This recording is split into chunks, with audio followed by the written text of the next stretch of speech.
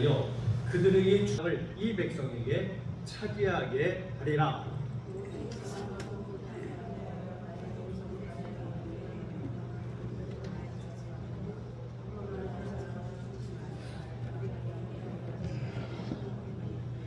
이 율법책을 내 입에서 떠나지 말게 하며 주의 안에 그것을 묵상하여 그 안에 기록된 대로 다 지켜 행하라. 그리하면 네 길이 평탄하게 될 것이며 네가 형통하리라.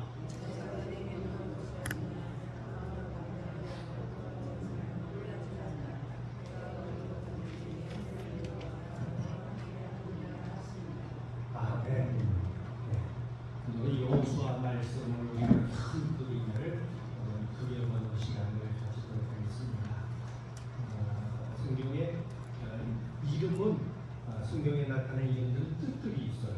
모세 하면은 뜻이 뭡니까? 네, 물에서 건져내다. 그 갈대상자에 떠내려가는 그 배기를 바로의 공주가 이제 건져내고 나서 이름을 뭘로 짓하다가 얘가 물에서 건져냈지 라고 해서 모세라 이름을 지은 거예요. 자, 여호수아는 뜻이 뭘까요?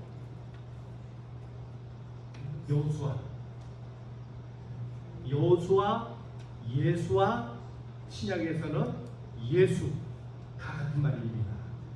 예수님 이름의 뜻이 뭐죠? 구원. 구원이에요. 구원. 자, 근데 우리 한번 생각해 보세요. 물에서 건져내는 것 구원입니까? 아닙니까? 구원이죠. 구원. 그러면 여호수아도 구원이에요. 그러면 모세의 구원과 여호수아의 구원의 차이점이 뭘까요? 네? 차이점이 뭘까요? 네? 물에서 건져내는 구원받았다. 예. 이건 뭐냐면 시작을 얘기하는 거예요. 모세의 구원은 시작이에요. 출발이에요. 출애굽기예요. 모세의 활동은 출애굽기, 레위기, 민수기, 신명기까지. 요거 다 뭐예요? 출애굽하고 나서 광야까지예요. 이건 구원의 시작입니다. 과정이에요. 그러면 여호수아서는요.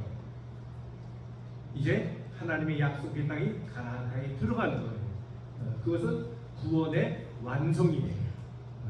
시작이 있어야 완성이 있는 거잖아요. 완성은 그냥 되는 게 아니거든요. 시작이고 그 과정들을 거쳐야 완성이 되어가는 거예요. 그래서 이 모세와 여호수아는 항상 같이 연결해서 봐야 됩니다. 그런데 우리가 구약 성경 말씀을 보면은요, 모세오경을 중심으로서 보면은 나눌 수 있는 게 뭐냐면 태초에 창세기 말씀에 천지를 창조하시느라고 창조 이야기가 나와요. 그렇죠? 1장에서 2장까지 얘기가 나오고 3장은 타락이 되고요. 4장에서는 이제 가인의 족보가 나오고 5장에 아담의 족보가 나오고 이렇게 쭉 이야기가 나와요. 근데 1장에서 11장까지를 역사 이전의 시대라 해서 원역사라고 해요. 원역사. 성경학자들은요. 이게 뭐냐? 한번 따라해보세요. 창조시대. 창조시대. 근데 창조시대에서 이제 창세기 12장부터 바뀝니다. 그 수많은 사람들 가운데 하나님이 한 사람을 콕 집어줘요. 누구죠? 아브라함을 통해서 하나님의 나라를 이루기로 마음 먹으시고 아브라함을 부르시고 아브라함을 통해서 역사하십니다. 그래서 아브라함, 그 다음 누구죠? 이삭, 야곱. 요 창세기 50장까지 나오는 이야기를 뭐라고 얘기하면 한번 따라해보세요. 족장시대. 12장부터 50장까지는 족장들의 이야기가 기록되어 있습니다. 그리고 출애굽기로 넘어가면서 주인공이 바뀌죠. 누구죠? 모세. 창세기 50장에서 출애굽기 1장으로 넘어갈 때 우리는 한 장 넘기지만은 시간은 약 430년이라는 긴 세월이 지나가요. 그래서 모세 시대가 돼요. 그리고 그 모세 시대는 광야 40년을 통해서 이끌어지고 그리고 여호수아로부터 이제 구원의 완성을 이루며 가나안 땅에서의 삶의 이야기가 시작되는 것이 사사시대예요. 그러면 여호수아는 어디에 들어가느냐? 모세 시대와 사사 시대 중간에 들어가는 거예요. 중간에 들어가는 건데요. 자, 지금 여호수아가 해야 될 가장 중요한 일은 뭐예요? 모세는 이제 느보다라는 데서 가나안 땅을 바라보고 죽어요. 죽습니다. 죽고 그 다음 지도자가 후계자로 이제 여호수아가 시작되는 거예요. 여호수아 1장에 보게 되면 여호수아는 모세가 죽은 다음에 그 지도자의 바톤을 이어받았을 때 굉장히 두려워합니다. 왜? 경험도 없죠. 여러 가지로 모자랍니다. 자신감을 잃어요. 그때 하나님께서 그에게 뭐라 말씀하십니까? 두려워 말라. 내가 너와 함께하겠다고 말씀하십니다. 그러면서 굉장히 엄청난 말씀하시죠. 내 발바닥으로 밟는 땅을 다 너에게 주리라. 여호수아의 사명은 뭐냐? 가나안 땅을 정복하는 일이에요. 자, 그럼 보세요. 가나안 땅 오늘날도 마찬가지예요. 정복을 하기 위해서는 힘이 있어야 돼요. 그렇죠? 힘이 있어야 돼요. 자, 그러면 보통 어떻게 정복을 합니까? 인류 역사를 보게 되면은 군사력이에요. 힘하면 군사력이에요. 요즘도 그렇잖아요. 힘으로 밀어붙이는 거예요. 공격해 나가고 미사일 쏘고 그렇게 하는 거예요. 그리고 그게 잘 안 될 때는 이것만 가지고는 또 잘 안 돼요. 그래서 또 하나가 뭐냐면 경제력이에요. 경제가 있어야 돼요. 경제가 계속 뒷받침. 전쟁이 단기전이면 군사력만 가지고 될 수 있어요. 근데 장기전으로 이루게 되면 어떻게 돼요? 경제가 뒷받침해줘야 돼요. 왜냐면 무기도 그냥 생기는 게 아니잖아요. 다 무기예요. 군인들도 먹고 보급품이 따라야 돼요. 군수가 이게 제대로 연결이 돼야지 전쟁을 계속할 수 있거든요. 그리고 무기가 떨어지면 외국에서 사와야 돼요. 지금 우크라이나는 유럽에서 그리고 미국에서 계속 물자를 보내주잖아요. 러시아는 자기가 쓴 거 다 떨어지니까 지금 어떡하냐면 북한에까지 와가지고 무기를 사가지고 간다는 얘기가 들리잖아요. 네? 경제력이에요. 군사력과 경제력이 정복에 있어서 굉장히 중요한 힘입니다. 그런데 이거는 어떤 면에서는 겉으로 드러나는 거예요. 파괴가 있고 막연 전쟁 공포가 있고 그래요. 그런데 또 하나의 전쟁이 있어요. 오늘날은 그게 뭐냐? 한번 따라해보세요. 문화전쟁. 이게 참 무서운 거예요. 군사력보다 경제력보다 무서운 게 문화전쟁이에요.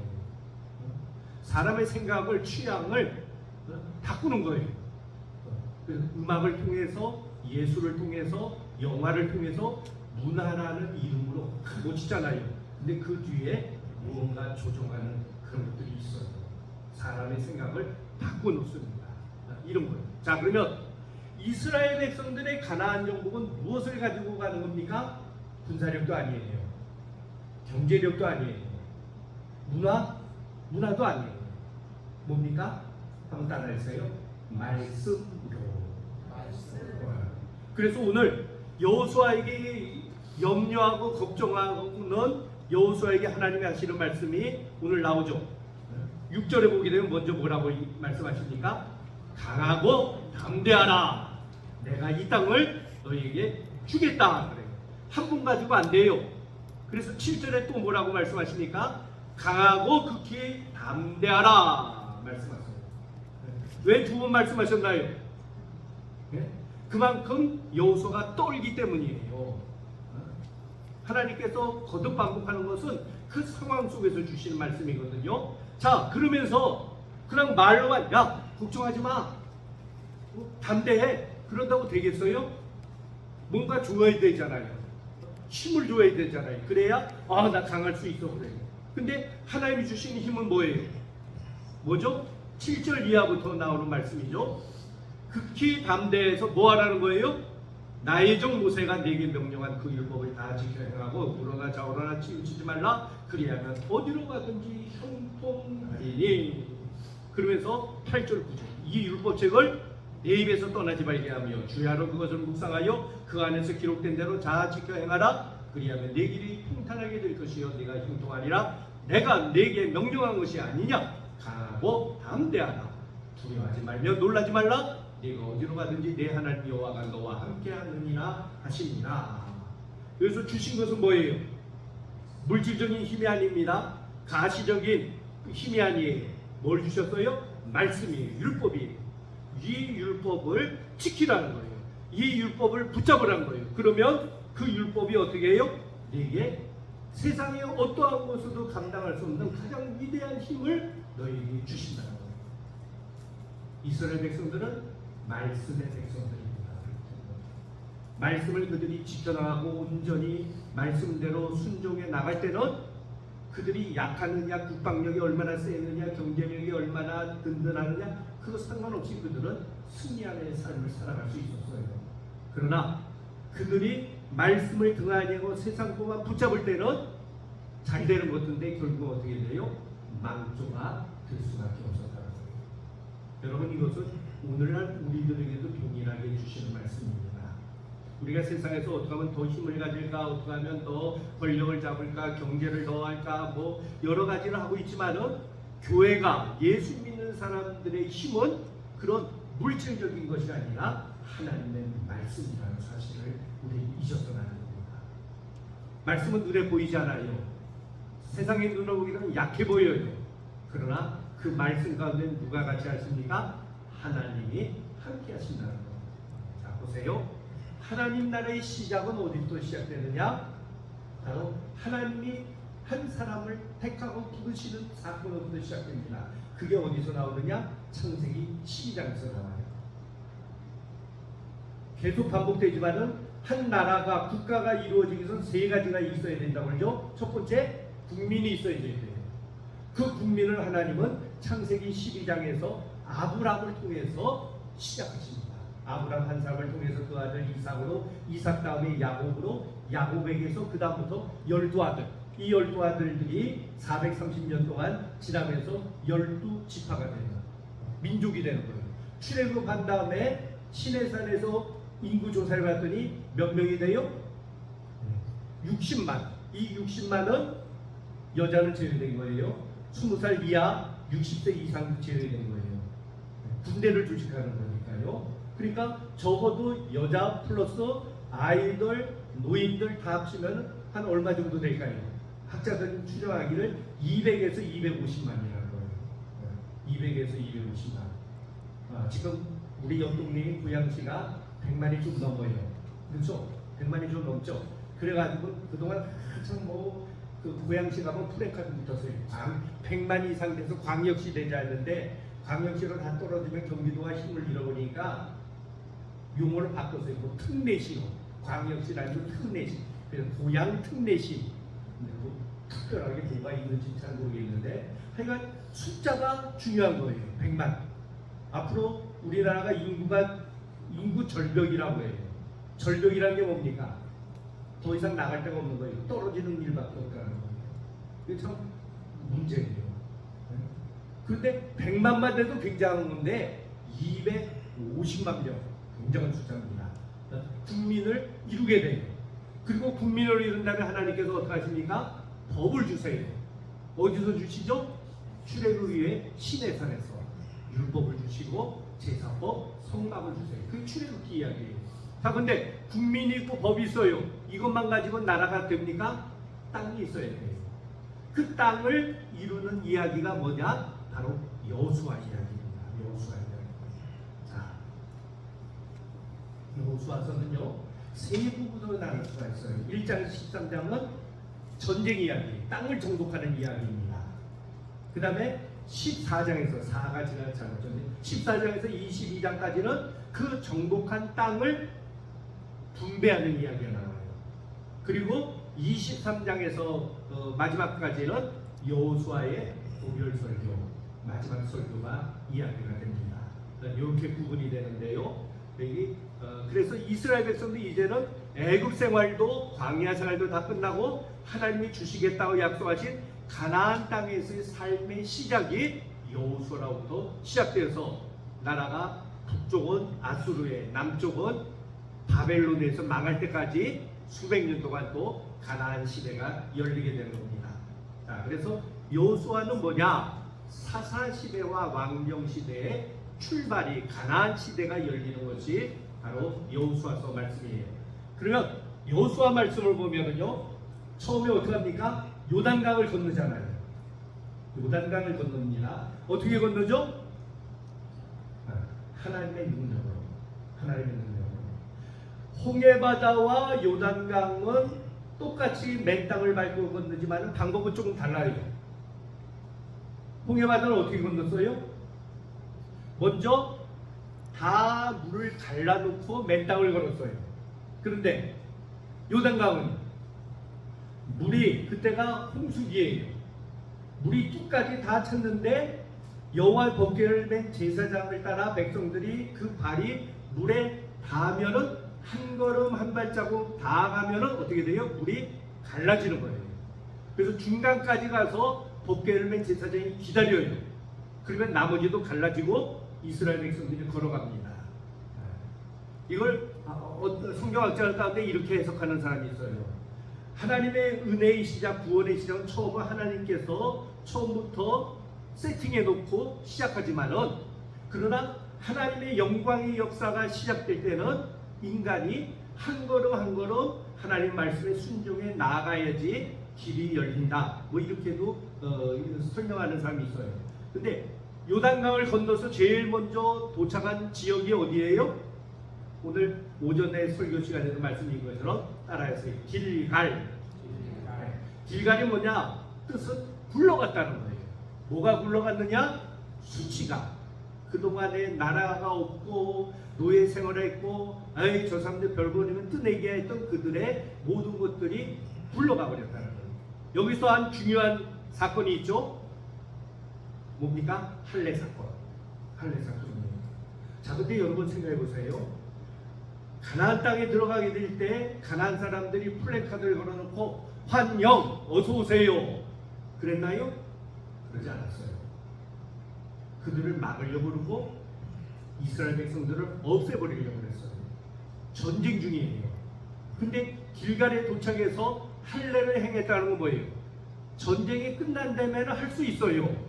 근데 큰 전쟁 여리고성의 전쟁을 앞두고 하나님이 할례를 행하라 그래요. 외과 수술을 한 겁니다. 요즘처럼 무슨 마취제가 있는 것도 아니고 칼이 있는 것도 아니에요. 돌칼 가지고 자르는 거예요. 얼마나 고통스러워요. 이때는 아무것도 할 수가 없는 거예요. 근데 왜 하나님은 그렇게 하셨을까요? 왜 그런 명령, 우리가 하자고 해서 한 게 아니에요. 사람이. 하나님이 명령하신 거예요. 그리고 여리고성을 점령하는 일도 어떻게 해요? 돌대포를 쏜다든지 혹은 특공대를 조직해서 성에 들어가 가지고 뭐 적들을 없애고 문을 연다든지 이런 거 아니잖아요. 이 땅을 이거 하루에 한 바퀴 성 돌고 이걸 6일 동안 하고 7일째 되는 날은 7바퀴 돌고 소리 지르는 거예요. 세상에 이런 방법이 있나요? 전쟁의 역사를 보게 돼도 이런 방법은 없어요. 말도 되지 않는 것 같아요. 인간의 상식으로는 가능한 게 아니에요. 그러나 중요한 것은 뭡니까? 우리가 따져보고 우리가 계산해보니까 이건 할만해 해서 하는 것이 하나님의 역사가 아니라는 것이죠. 길갈의 할례 사건이나 여리고성을 점령하는 일이나 모든 것들은 사람의 생각으로는 무모하고 사람의 생각으로는 불가능한 것이지만은 하나님의 말씀에 순종하게 될 때 어떤 일이 있느냐? 하나님의 구원의 역사, 하나님의 승리의 역사, 하나님의 영광의 역사가 나타난다는 것입니다. 이걸 가르쳐 주는 거예요. 성서 고고학자들이 여리고성의 폐허를 가지고 연구해 봤더니요. 여러분, 밖에서 공격해 들어가면은 성벽이 어느 방향으로 무너져야 될까요? 밖에서 힘을 주니까 안으로 무너져야 돼요. 그런데 고고학에서 연구해 봤더니 성벽의 잔해들이 안으로 무너진 것이 아니라 밖에서 무너졌다는 거예요. 밖으로 향해서 무너졌다는 거예요. 그러면 생각해 보세요. 여리고 사람들이 뭐 정신 없어가지고 지들을 지켜주는 성을 무너뜨린 건가요? 그게 아니죠. 하나님의 역사는 그 안에서부터 역사하시게 될 때 그 난공불락의 요새 같은 여리고성이 무너질 수밖에 없었다는 거예요. 이 이야기들은 무슨 얘기입니까? 세상에서는 땅을 차지하는 것은 왜 땅을 차지하려고 그럽니까? 땅을 차지해야 돈을 벌기 때문에. 미국의 역사를 보더라도 대서양 그쪽에 13주가 생기고 거기서 주로 있었거든요. 그러다가 갑자기 서부 개척 시대가 와요. 근데 서부 개척 시대가 오는 그 가장 중요한 원인이 뭐냐면, 야, 서부에 갔더니 금이 있대더라, 이 소문이 퍼진 거예요. 그래서 미국 정부에서 어떻게 하냐면, 그래? 사람들이 들썩들썩 하니까, 그래? 그러면 서부에 가서 막대기랑 꽂아놓고 새끼줄 치면, 그리고 신고를 하면 다 너희 땅 해줄게. 이래가지고 서부 개척 시대가 생긴 거예요. 그거를 영어로 뭐라고 표현하면 골드 러시라고. 러시아어란 말 있잖아요. 몰려가는 혼잡해 찌고 꽉 막힌 것처럼 골드 러시아. 황금을 찾아서 서부로 가게 돼서 거기가 원래 멕시코 땅이었거든요. 그 당시 멕시코 사람들 싸워서 죽이고, 그리고 돈으로 사고 땅 사고 이런 식으로 해서 지금의 미국을 형성한 거예요. 그러니까 지금 아마 멕시코 사람은 배가 아플 거예요. 저 땅 우리 땅인데. 근데 전부 뭐예요? 황금이에요. 경제예요.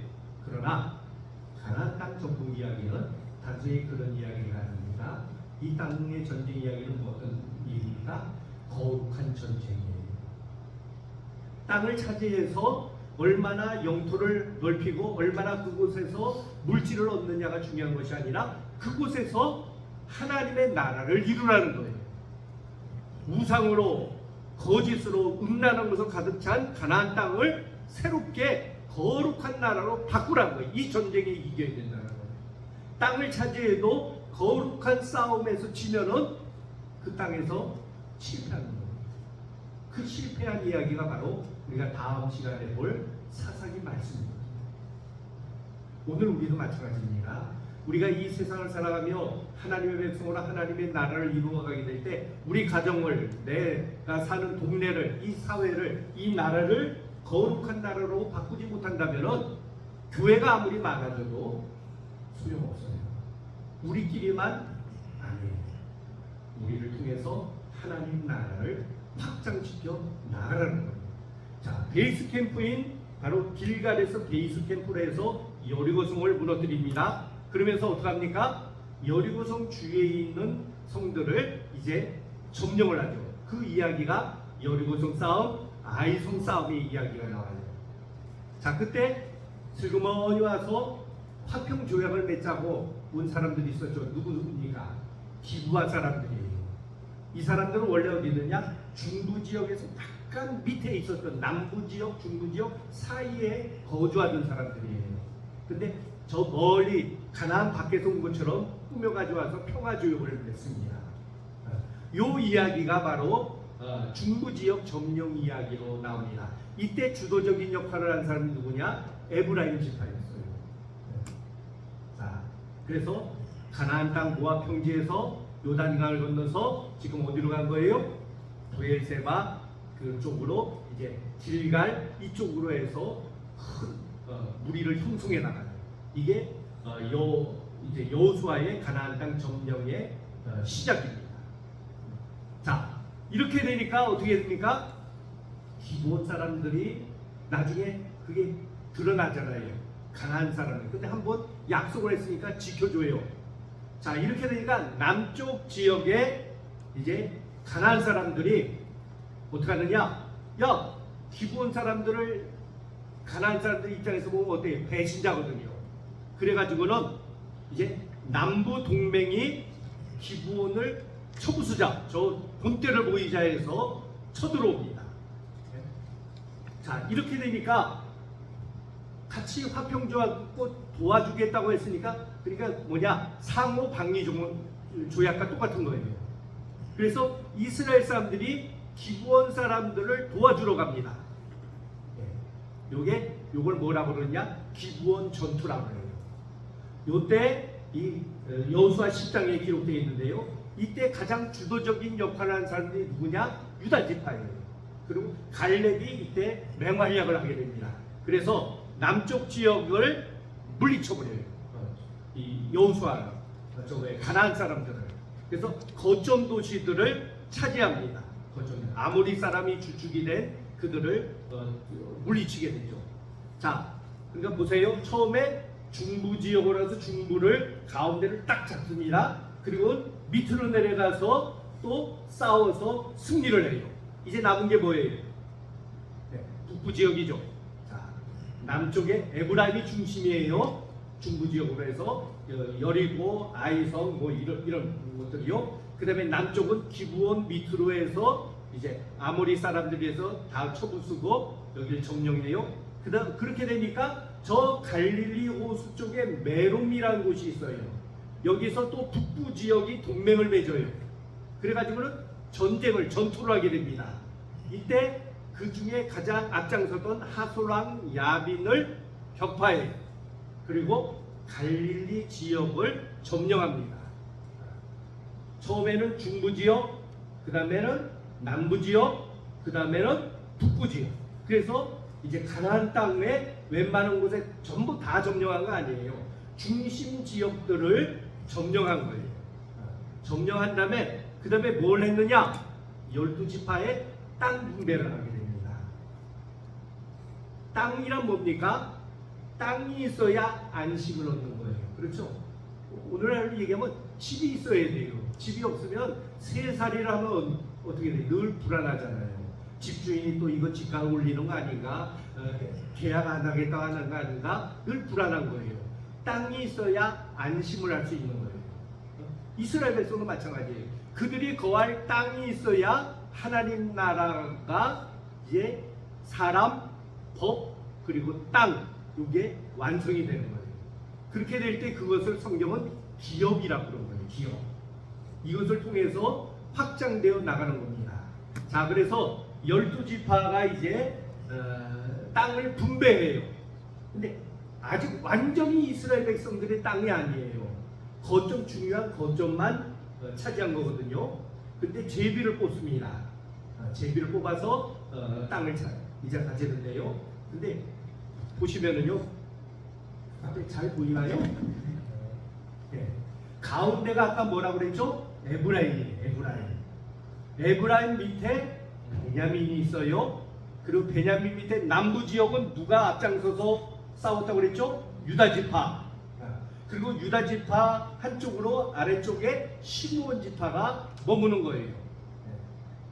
그리고 에브라임 지파 위쪽에 므낫세 반지파이거든요. 왜 반지파입니까? 요단강 동편 지역에서 므낫세, 르우벤, 갓, 므낫세 반지파가 이미 땅을 차지했기 때문에 절반 지파가 므낫세가 차지해요. 그리고 그 므낫세 위에 이사갈, 스불론, 아셀, 납달리 이렇게 해서 12지파가 이제 형성이 되는 거예요.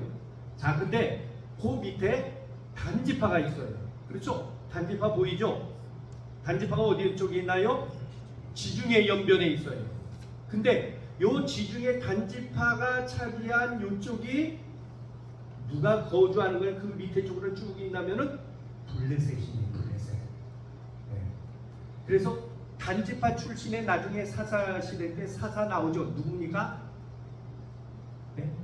힘센 사사. 삼손이 단지파 출신이에요. 단지파 출신인데, 그래서 블레셋과 주로 삼손은 블레셋과 싸우는 이야기가 나오죠. 그거 왜 그러냐? 자기 옆 동네니까 그런 거예요. 자기 옆 동네니까. 그런데 사사 시대 말쯤에 보게 되면 단지파가 근데 여기 정착을 못해요. 블레셋 때문에. 그래가지고 어떻게 하느냐? 저 위쪽으로 올라갑니다.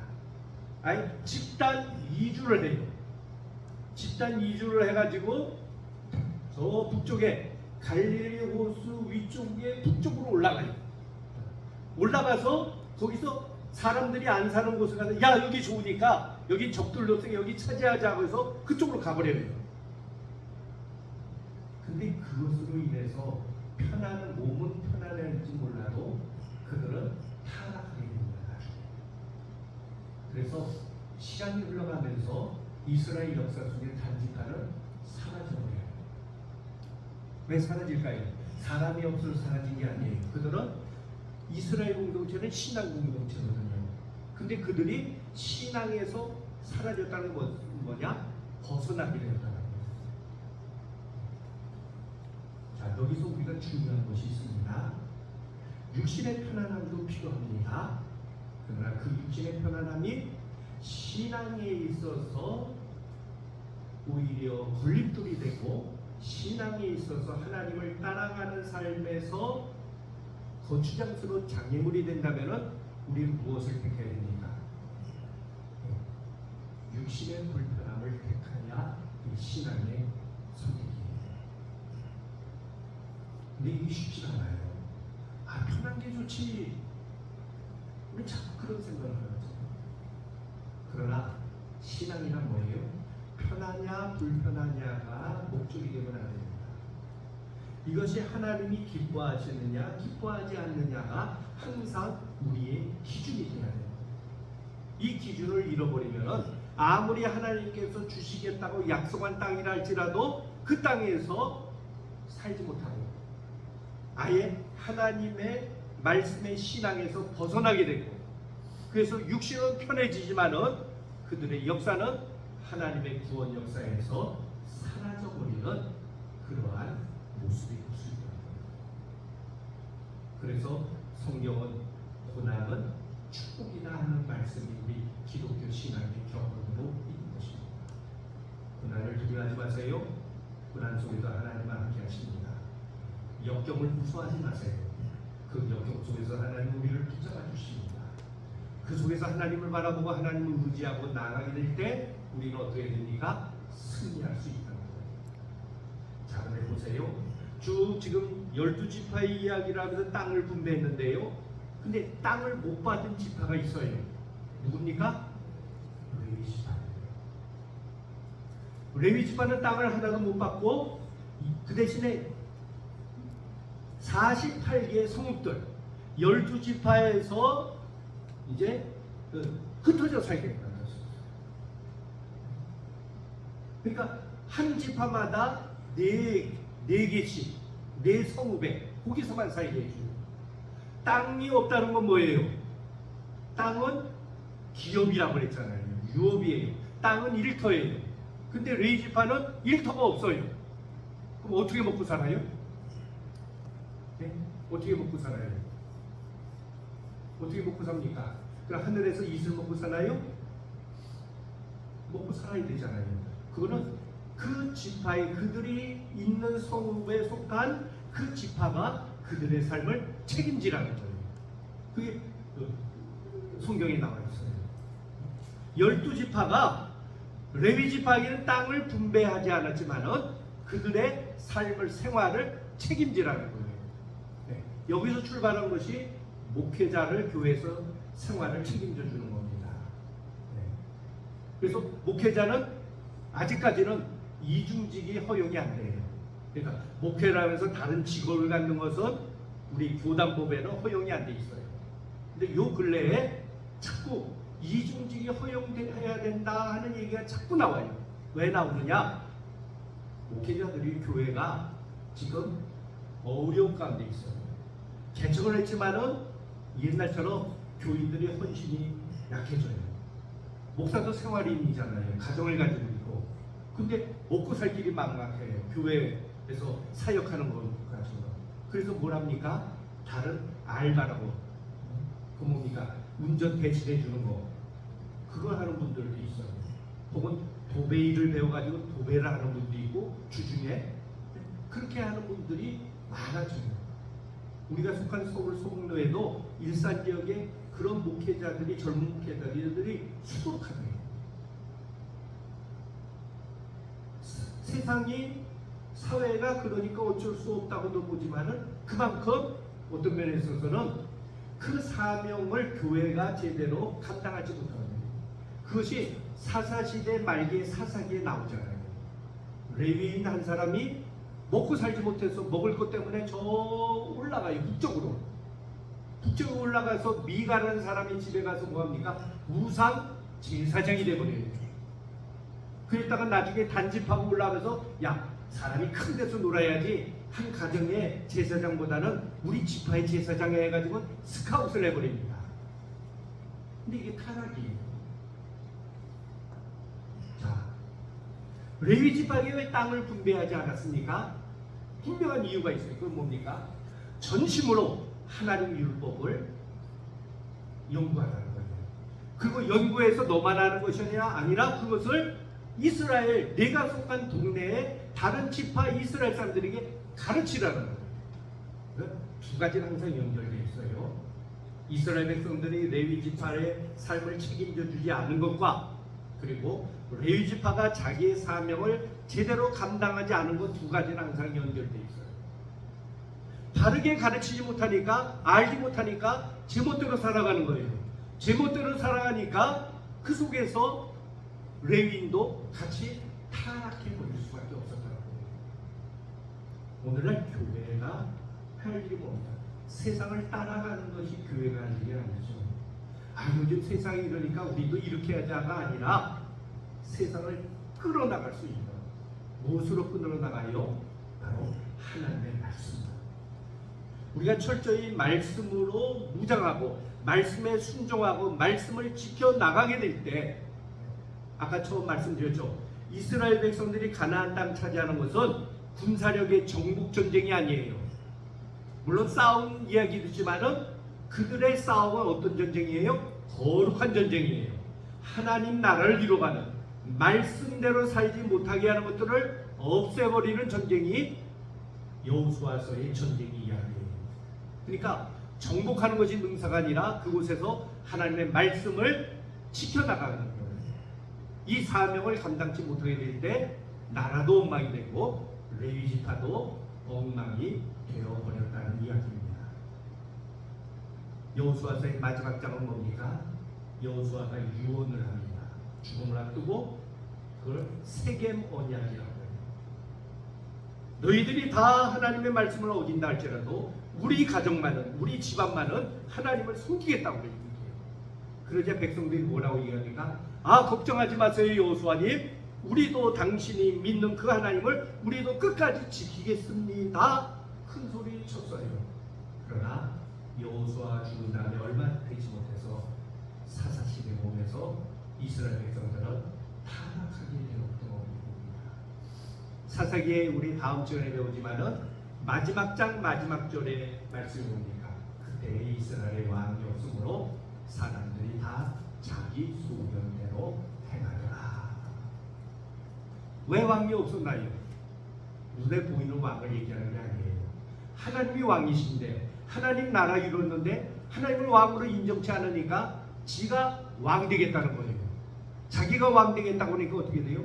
제멋대로가 되고 엉망진창이 되고 스스로 이방인의 종이 되어버렸다는 것입니다. 여러분, 역사는 되풀이 됩니다. 역사의 특징 중에 하나가 되풀이 된다는 거예요. 성경에 나오는 구약시대 때에 이스라엘 백성의 모습은 그들만의 이야기가 아니라 오늘 우리들의 이야기가 될 수 있습니다. 우리가 말씀을 지켜나가고 우리 가정을, 우리의 삶을, 우리가 사는 이 사회를 하나님 나라로 말씀으로 이겨나가지 못한다면 오히려 거꾸로 세상에 집어삼킨바 되게 될 때는 나라도 망할 뿐만 아니라 우리도 망할 수 있다는 사실을 우리가 다시 한번 깨달으면요, 주여 우리가 이 시대 속에서, 이 사회 속에서 레위 지파로서의 사명을 끝까지 감당할 수 있는 저희들 되게 하여 주십시오 하고 주님 앞에 기도하며 그 삶을 살아갈 수 있는 우리 가련교회와 저와 여러분들 되시기 바랍니다. 기도합니다. 주님, 여호수아 말씀을 통하여 하나님 나라를 이루어간다는 사실이 얼마나 참 힘들고 쉽지 않다는 사실을 다시 한번 깨닫습니다. 그러나 다른 무엇으로는 불가능한 거지만은 우리가 철저하게 하나님 말씀을 의지하고 말씀대로 순종할 때는 하나님의 영광의 역사가 나타난다는 사실도 다시 한번 깨닫습니다. 주님, 우리가 어느 편에 서서 나가겠습니까? 세상 편에 서서 세상 눈치 보고 세상을 따라가겠습니까? 아니면 하나님 말씀 위에 굳게 서서 하나님과 함께 동행하겠습니까? 주여, 우리의 삶이 하나님 편에 서서 말씀을 이끌어 나가고 나만이 아니라 우리 이웃들을, 세상을 하나님의 말씀으로 깨우치며 그들도 함께 구원의 자리로 나갈 수 있는 그 사명을 감당하는 저희들 교회 되게 하여 주시옵소서. 또 한 주간 가정 안에서 그리고 우리가 사는 세상 속에서 힘있게 넘치게 그리고 풍성하게 믿음으로 승리케 하여 주시옵소서. 감사드리며 예수님 이름으로 기도드립니다. 아멘. 네, 감사합니다. 말씀 마쳤습니다. 한 주간 동안 말씀으로 승리하시기 바랍니다.